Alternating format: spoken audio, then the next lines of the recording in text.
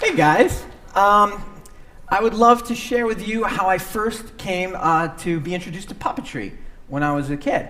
I was studying acting in college, and I thought that was what I was going to be, and this woman came in to teach comedy improv, and she worked at Sesame Street. Her name was Camille, and she was a Muppeteer. Now, I was 18 years old, and I was still watching Sesame Street because I just thought it was the funniest show on television. And she came in to do the class, and I was like, oh, you got to tell me, what puppets do you do? I just got to know. She goes, well, I do these things called anything Muppets. They're not really, they're not big stars. I was like, no, really, I watch every day. Please tell me what it is. And she said, well, I just did a character named Meryl Sheep. I was like, you did the Sophie's Choice accent. That was awesome. She goes, you really watch the show? I was like, yes, I do. And so she says, would you like to come? And Jim Henson's going to be there. Would you like to meet him? Now, if you don't know who Jim Henson was, he was a legend. He created the Muppets. He created the Sesame Street characters and Fraggles and Dark Crystal and everything else. So I was like, yes, I would like to meet Jim Henson, please. So she said, come on down. Now, if the day you walk on the set of Sesame Street, if you have any connection to the show, you instantly become a 5-year-old. And I'm not kidding, like college student or First Lady Michelle Obama, when she came on, she was like, oh, you become 5 instantly. So that's how I was. And there's Jim Henson, and I get to meet him, and I'm talking to him, and I don't know what to say, and I'm just like, hi, I love puppets, right? So I don't know what to say. But this wasn't even the life-changing thing for me. I got to stick around and watch the puppeteers work. And it was a day where we shoot these sketches, these comedy inserts. They're called inserts. And there was like 4 of them. And I watched it. First of all, the puppets everywhere. There's like chickens and talking cheese and like all these cowboys and everything. And there was one guy, his name was Richard Hunt. And I couldn't believe it. In 4 different sketches, he did 4 different characters, a butler and a chicken. I don't even remember what the other ones were, but he did 4 different characters, and they were all completely different. Not only that, when he put on a puppet, like, he made the whole crew crack up between scenes. And I was like, I want to be that guy. How do I get to be that guy? So I was telling everybody, like, this is what I want to do. I really want to do it. And they're all like, okay. And I was telling my friends, I'm going to be a puppeteer. And they're like, is that a job? Like, how can you make money at that? And I even went to Camille, and I said, Camille, just give me, like, one thing. What can I do? And she says, well, first of all, she's like, people who do this start, like, when they're 8. And I was like, I don't care. I'm going to do this. She said, well, all right, I'll give you a little tip. She said, the first thing you want to do is, it's just about dropping the thumb. It's not like this, because if you did that, then your puppet would be going like this. So it's all dropping your thumb. We're going to give you your first lesson in puppetry. Everybody, hands up. We're going to count. Now, you drop your thumb on every syllable. We're going to count to 10. Here we go.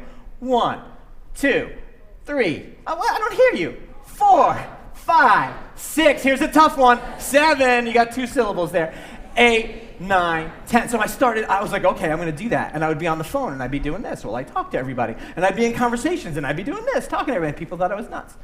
So I also thought, I need puppets. Where am I going to get puppets? I didn't want like some Toys R Us puppet. I wanted a real puppet like I saw. So I went to the shop at school, and I went around my house, and I was like, what can I use? And I built pretty awful puppets. They weren't the best, but I just grabbed anything I had. I found this fabric, and then I used a book, like the cover of a book, to make the mouth. And these were handles on my parents' cabinets, and I just painted them white. And then, like, a friend of mine was doing a play. He needed a flower, and he said, can you make a flower? And I said, yeah, sure. I don't know how, but I will. And I found out it was like a tennis ball, and I covered it in a T-shirt, and I put a spring in its mouth, and I just did that. So I did this. I did this, and I started practicing on a monitor in my room. I would just constantly do this with the puppets and learn how they did it. I sent in a tape, and I got on Sesame Street, and I got to work there for 25 years, and it was awesome. But what does a puppeteer do? Okay, so a puppeteer, to me, is magician, part magician, because is that thing alive right now? No, it's nothing. It's just a thing. But when a puppeteer puts his hands in, oh wow, there's a lot of people. You didn't tell me there's a lot of people here. It just becomes alive. So it's like a magician, like you took something that wasn't alive and you made it come alive. Awesome. What else is a puppeteer? An actor, you look at the puppet and you get it and you go, what kind of character can this be? Well, he could be nervous like he was, or he could just be like, Mr. Joe Brooklyn. Hey, welcome to the Brooklyn Museum. You need a tour around Flatbush? I'm your guy. You could be that guy, right? Or you can be like, oh, hi, it's nice to see. How are you? I really enjoy the rims of those glasses. They're very nice.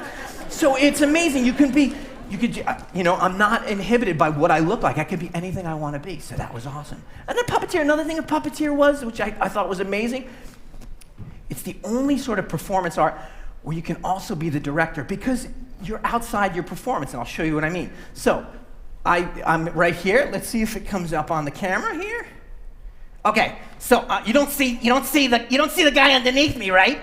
But here I am, right on camera, so I can watch my own performance, and I know where to look, where to be. Oh, am I looking in the right place? Hey, I should be on this side of frame. I should be back here. So you can be a director, and so you get all these things. So, in this day and age, now I love digital stuff, right? I love animation and all that stuff, but to me there's something so magical. I did this character Murray around the streets of New York, and like, you don't believe it. There was one lady I remember in Brooklyn.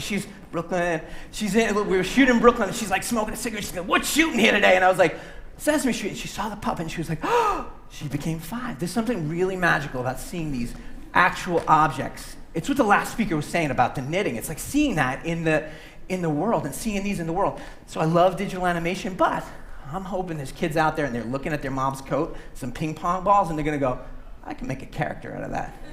Thank you, guys.